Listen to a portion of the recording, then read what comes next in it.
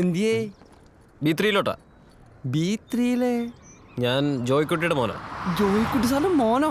മോനെ അതിന് സൂസന്ന മേഡം കൊച്ചുകൂടി ഇല്ലല്ലോ. അവരങ്ങ് പത്തനംതിട്ടയിലും മേഡത്തിന്റെ വീട്ടിലോട്ട് പോയിരിക്കുക. താക്കോലാണെങ്കിൽ തന്നിട്ടില്ല. ജോയിക്കുട്ടി സാറിന്റെ ആദ്യത്തെ കെട്ടിട മോനല്ലേ? അല്ല, മോൻ പറഞ്ഞ വിവരം വിളിച്ച് പറഞ്ഞില്ലായിരുന്നോ? ഞാൻ 1-2 വട്ടം വിളിച്ചു നോക്കിയായിരുന്നു. ഫോൺ സ്വിച്ച് ഓഫാ. ഇനിയിപ്പോൾ എന്താ ചെയ്യാ? സമയമാണെങ്കിൽ സന്ധ്യ ആവാറായി. ആ, മോടെ നിൽക്ക്, ഞാനൊന്ന് നോക്കട്ടെ.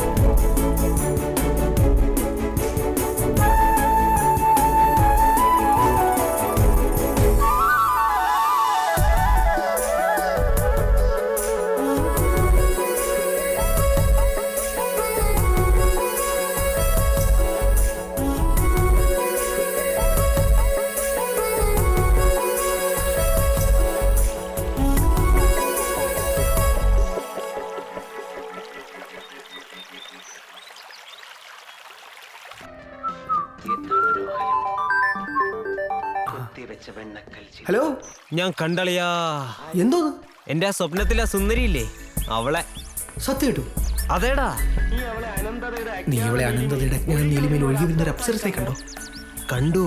എന്റെ അമ്മേ, നീല നിശീതനയിൽ താമര പൊയ്കയിൽ നീന്തി തുടിക്കുന്ന ഒരു അരണ്യമായി കണ്ടോ? പച്ചപ്പട്ടുടുത്തൊരു പ്രകൃതി, പട്ടുടുത്ത പച്ചപ്പനന്തത്തെ പോലെ പാട്ടും പാടി വരുന്ന നീ കണ്ടോ? കണ്ടളിയാ, കണ്ടു. നീ അവിടെ പാട്ടും പാടിയിരുന്നു. ഞാനിവിടെ എത്തിയ ഉടനെ എന്നെ അപ്പനെ എന്നെ പിടിച്ച് കമ്പനിയിൽ അപ്പോയിന്റ് ചെയ്തു. 8-ന്റെ പണി നിന്നു. ഓ, അത് വലിയ കഷ്ടമായി പോയല്ലോടാ. സാരമില്ല, ഏത് മരുഭൂമിയിലും നമ്മളൊരു പച്ചത്തുരുത്ത് കണ്ടെത്തുമല്ലോ, ഒരാശ്വാസത്തിന്. ഇവിടെ ഞാനും കണ്ടെത്തിയിട്ടുണ്ട് ഒരു പച്ചത്തുരുത്ത്. ഞാൻ പറഞ്ഞ നടക്കട്ടെ. All the best. ഏതായാലും നീ ലാൻഡ് ചെയ്തപ്പോൾ തന്നെ നിന്റെ സ്വപ്ന സുന്ദരിയെ കണ്ടുമുട്ടിയല്ലോ. ഇനി ധൈര്യമായിട്ട് മുമ്പോട്ട് പോയിക്കോ. ഏത് സമയത്തും എന്ത് ഉപദേശത്തിനും നിനക്കെന്നെ വിളിക്കാം. ഞാൻ വിളിക്കും. മോനാടാ, ആ, ഞാൻ വിളിക്കാം. മേളിലേക്ക് വാ, ഇങ്ങോട്ട് വാ.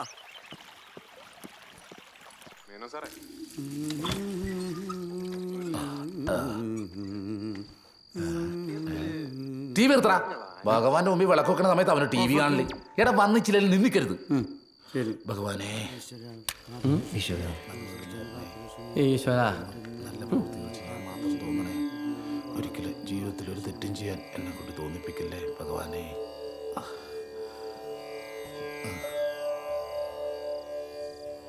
ഭഗവാനെ,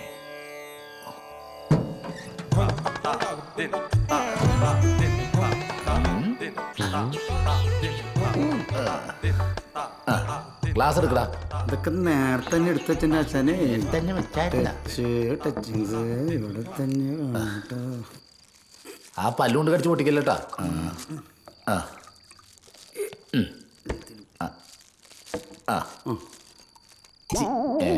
ഇവനാണ് ഞാൻ പറഞ്ഞ പയ്യൻ. എന്താ നിന്റെ പേര്? ബോബി. ഈ ഏരിയയിലെ നല്ല പിള്ളേര് ഇവരാണ്. കഴിക്കുവോ? ചിരിക്കുവെന്നല്ല ചോദിച്ചത്, കഴിക്കുവെന്ന്. കഴിക്കും ആണോ? ദാ, വെൽക്കം ടു കൊച്ചി. നല്ല താഹായിരുന്നു അല്ലേ? കൂമ്പു അടി പോട്ടോ. ഒന്നുകൂടെ ആവല്ലേ? നോ, ഒരു 1.5 രണ്ടു കൊടുക്ക്. ഒന്ന് മതി. എന്നാ ഞാനങ്ങ് പോയിട്ട് വരാം. മുള്ളോട്ട് പറഞ്ഞ് കഴിച്ചിട്ട് വേണ്ട, ആ സെക്രട്ടറി മണിപ്പിച്ചോക്കൂടാ. അയാളെന്താ പോലീസ് നായാണോ? അതെനിക്കറിയോടാ, അയാൾ വെറും കഞ്ഞിയാടാ. റിയലി? മച്ചാനിപ്പോ പഠിക്കണ സ്കൂളിൽ നിന്ന് വന്നതാണോ? സ്കൂളല്ല, സെമിനാരി. സെമിത്തേരിയാ?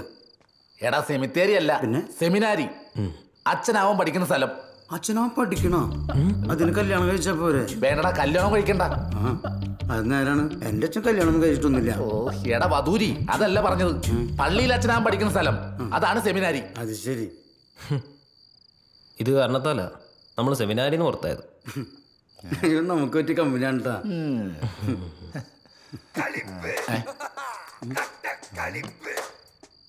ഹലോ, കാര്യം പറ.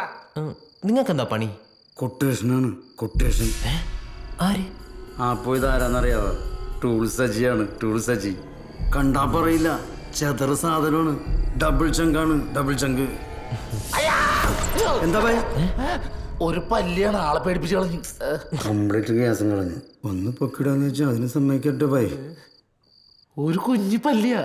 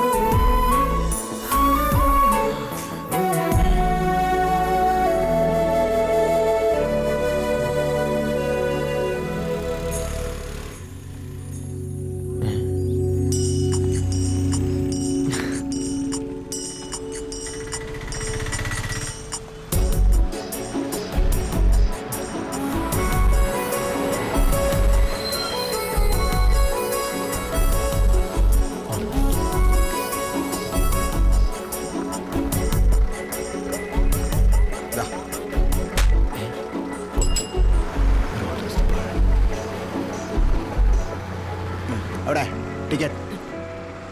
ഒരു നസ്രത്ത്. നസ്രിയ.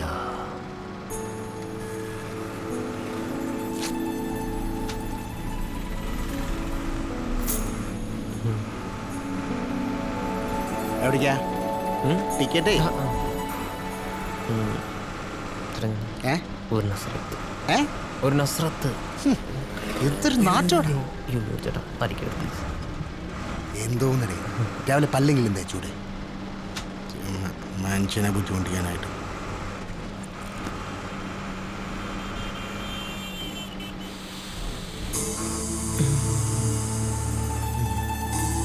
Clinic plus.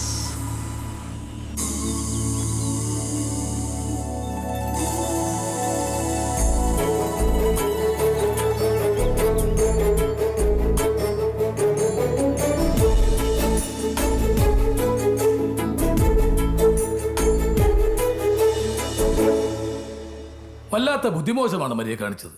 വിവാഹം കഴിക്കാൻ പോകുന്ന ആളെ വിശ്വസിച്ച് ജോലി റിസൈൻ ചെയ്തു. ആദ്യമേ തന്നെ ലോങ് ലീവിനുള്ള ആപ്ലിക്കേഷൻ മതിയായിരുന്നു. അങ്ങനെ പറ്റിപ്പോയി സർ. ഇത്രയും നാൾ ഇവിടെ വർക്ക് ചെയ്ത സ്റ്റാഫ് എന്ന നിലയ്ക്ക് എനിക്ക് ജോലി തിരിച്ചു കയറാനുള്ള എന്തെങ്കിലും ഓപ്ഷൻ ഉണ്ടാവില്ലേ? നമുക്ക് പ്രതീക്ഷിക്കാമെന്നേ ഉള്ളൂ.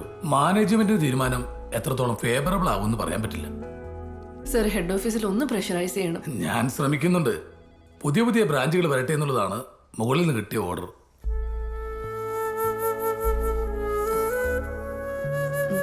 ശരി സർ. ഓക്കെ.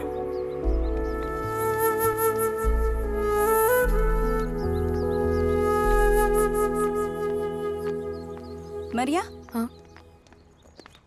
നീ എന്തെന്നെ കാണാതെ പോവാണോ? അതൊന്നും അല്ല. ആക്ച്വലി നിന്നെ കാണാനും കൂടിയാ ഞാൻ വന്നേ. നീ വാ, നമുക്ക് കോഫി ഷോപ്പിൽ ഇരിക്കാം.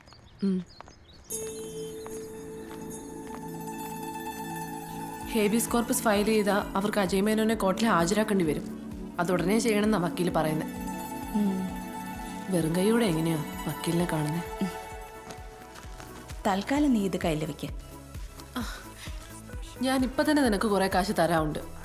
അതൊക്കെ ഞാൻ പിന്നെ വാങ്ങിക്കോളാം. നിന്റെ ജോലിയുടെ കോംപ്ലിക്കേഷൻസ് ഒന്ന് തീരട്ടെ. ജോലി മാത്രമല്ല ഹേമേ, എൻ്റെ ലൈഫ് മൊത്തത്തിൽ കോംപ്ലിക്കേറ്റഡ് അല്ലേ.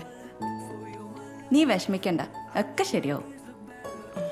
ഈ അജയ്ക്ക് നിന്നോടുള്ള സ്നേഹം സിൻസിയർ ആണെങ്കിൽ പുള്ളിക്ക് അവരുടെ കസ്റ്റഡിയിൽ അധികം നാളൊന്നും നിൽക്കാൻ പറ്റുമെന്നില്ല മറിയ. നിന്നെ ആന്റണി ചായം വിളിക്കാറുണ്ടോ? ഹേയ് ഇല്ല. വെറുതെ എന്തിനാ ഒരു ഭാരവും കൂടെ എടുത്ത് തലയിൽ വെക്കുന്നതെന്ന് വിചാരിച്ചു കാണും. അതുപോട്ടെ, നിന്റെ വിസയുടെ കാര്യം എന്തായി? ഇപ്പോഴെങ്ങാനും വരുമോ? എല്ലാം റെഡിയായിന്നാ പറഞ്ഞ. കൂടി വന്ന 1 മാസം. അതേ ഞാനിവിടെ ഉണ്ടാവില്ല. Fly to Dubai. നീയും കൂടെ പോയാൽ പിന്നെ എനിക്കിവിടെ ആരുമില്ല.